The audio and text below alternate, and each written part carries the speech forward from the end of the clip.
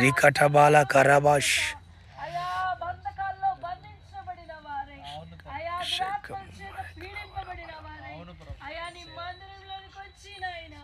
ప్రార్థించి వారి చేతులు నీ వైపు చాచి నీ వైపు చూసినప్పుడు తిరిగి వెళ్ళినప్పుడు గొప్ప స్వస్థతను పొందుకొని వెళ్ళుటకు సహాయం చేయండి. ఒక స్వస్థత సాలగా ప్రభువా స్తోత్రం. నీ మందిరమును మీరు ఆశీర్వదించి అభిషేకి. సొలొమోను ద్వారా తండ్రి ఆశను దేవుడు కుమారుని ద్వారా దాన్ని తీర్చినట్లుగా సర్వశక్తిమంతుడు. ఈ 6వ అధ్యాయము ఇదంతా కూడా మనం మందిరం ఎలా కట్టారో ఎలా ప్రారంభించారు. ఇక 8వ అధ్యాయము మనం చూస్తే దేవుని బిడ్డలారా ఆ మందిరాన్ని ప్రతిష్ట, ఆ మందిరాన్ని ఎలాగా ప్రతిష్ట చేస్తాడు 8వ అధ్యాయంలో మనం చూస్తాం. రాజుల గ్రంథంలో మొదటి రాజుల గ్రంథం 8వ అధ్యాయంలో ఇక్కడ సొలొమోను గొప్ప ప్రార్థనా పరుడుగా కూడా మనకు కనబడతాడు. కూడా మందిరాన్ని గురించినటువంటి విషయాలు మరి దేవుడు మనకి ఆయన పని చేయుటకి స్థలం ఇచ్చారు కనుక 8వ అధ్యాయం 10వ వచనంలో చదువున్నాను. 8వ అధ్యాయం 10వ వచనం, యాజకులు పరిశుద్ధ స్థలములో నుండి బయటకు వచ్చినప్పుడు మేఘము యెహోవా మందిరమును నింపెను. దేవునికి ఎంతో ఇంపైన పని దైవ బిడ్డలు చేసినప్పుడు మేఘం. అయితే మేఘం ఎన్నడూ కూడా ఇశ్రాయేలు ప్రజలు మాత్రం విడిచిపెట్టలేదు. మేఘము ద్వారా ప్రభు వారిని నడిపేశారు. మందిరం అంతా మేఘము అంటే దేవుని మహిమతో దేవుని శక్తితో నింపబడినట్లుగా ఈ మాటలన్నీ కూడా మనం గమనించగలుగుతున్నాం. 13వ వచనం, నీవు నివాసము చేయుటకు నేను మందిరం కట్టించి ఉన్నాను, సదాకాలము అందులో నీవు నివసించుటకై నేను ఒక స్థలము ఏర్పరిచి ఉన్నానని చెప్పి తన ముఖమును ప్రజల తట్టు త్రిప్పుకొని ఇశ్రాయేళ్ల సమాజం అంతయు నిలిచి ఉండగా ఇశ్రాయేలీయుల సమాజకులందరినీ ఎలాగో దీవించెను అనే మాటలు ఇవన్నీ మనం చూస్తున్నాం. హల్లెలూయా. సో మందిర ప్రతిష్ట సమయంలో సొలొమోను దేవుడు వాడుకున్నటువంటి విధానం. ఇక 22 ఈ ప్రాంతాల్ని వాడుకొనును గాక.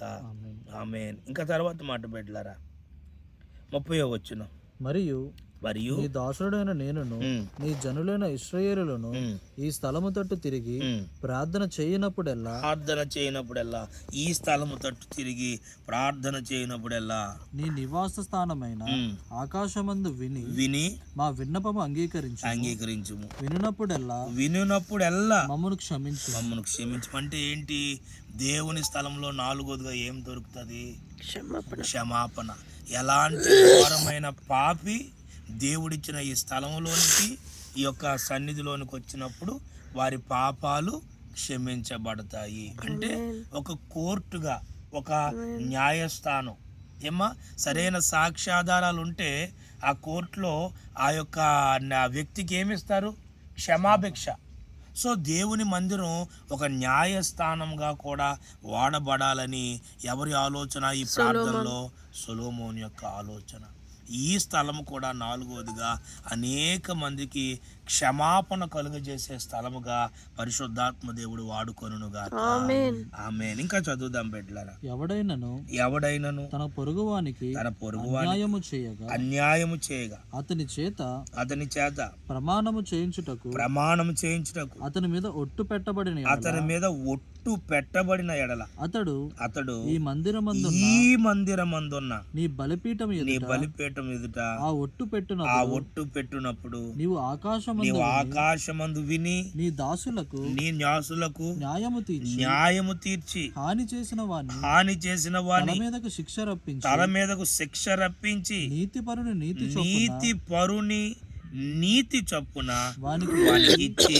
వాని నీతిని నిర్ధారణ చేయుము. హల్లెలూయా. అంటే సొలొమోను ప్రార్థన దేవుని మందిరం ఒక న్యాయస్థానముగా అది మార్చబడినట్లుగా ఉండాలని అతని ప్రార్థన. అది కూడా ఏమంటున్నాడు, నీ మందిరం, ఆ వ్యక్తి ఎవరైతే ఉన్నారో, ఆ బాధితుడు ఎవరైతే ఉన్నారో ప్రభువా, అక్కడ రాస్తున్నటువంటి మాటలో దేవుని బిడ్డలుగా 31 ఆఖరి లైన్లో, అతడు ఈ మందిరం అందున్న, అది మందిరం వైపు చూసి లేక మందిరంలోకి వచ్చి నీ వారి చేతులు ఎత్తినప్పుడే నువ్వు వాళ్ళకి న్యాయం జరిగించు.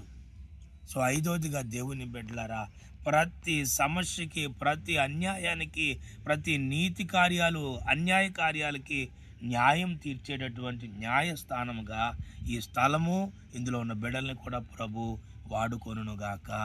ఆమేన్. 5 విషయాలు బిడ్డలారా. 1, ప్రార్థనకు జవాబిచ్చే స్థలం. 2, దేవుని నామముండే స్థలము. 3, బగళ్ళు ఆయన కన్నులు ఈ మందిరం మీదే ఉండునట్లుగా. 4, పాప క్షమాపణ, ప్రతి పాపికి క్షమాపణ దొరికే స్థలముగా. 5, ఎలాంటి ఆ వ్యక్తి వచ్చిన న్యాయము, ఆ నీతి జరిగేటటువంటి ఒక న్యాయస్థానముగా ఈ స్థలం ప్రభు మార్చి వాడుకొనుగాక. ఆమేన్. ఇంకా చదువుదాం బాబు. మరియు ఇశ్రాయేలులకు నీ జనులు నీకు విరోధముగా పాపము చేయుట చేత తమ శత్రువుల ఎదుట మొత్తబడినప్పుడు వారు నీ తట్టు తిరిగి గొప్ప కార్యాలు జరగాలి ప్రభా, విడుదల కార్యాలు జరగాలి ప్రభా.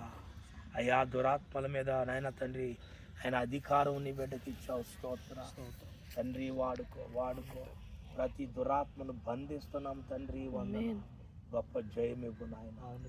అయా తక్కువ సమయంలో బలమైన సేవ, దైవ చిత్తములో మీరేది చెబితే అదే చేయడానికి, ఆయన మీతో చెప్పునది చేయుడి అని మరియ గారు శిష్యులకు చెప్పినప్పుడు ప్రభా, చెప్పినట్లు చేయడం వల్ల ప్రభా కరువును ప్రభా తీర్చావు, లోటును పూడ్చావు తండ్రి.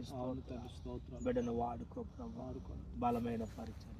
నీ కుమారుడు ఎక్కడికి వెళ్ళినా నీ సన్నిధి తోడుగా అయ్యా, మీరు తోడుగా నీ బిడ్డకు ప్రభా చేయి పట్టుకుని నీ మీద ఆధారపడి వెళ్తున్నాడు సేవకి. అద్భుతం చేయనట్టు అయ్యా కార్యాలు జరిగించండి. ప్రజలు నీ బిడ్డలో ఉన్న దైవ మహిమను గుర్తించున్నట్లుగా నువ్వెంత దీవించినా అయ్యా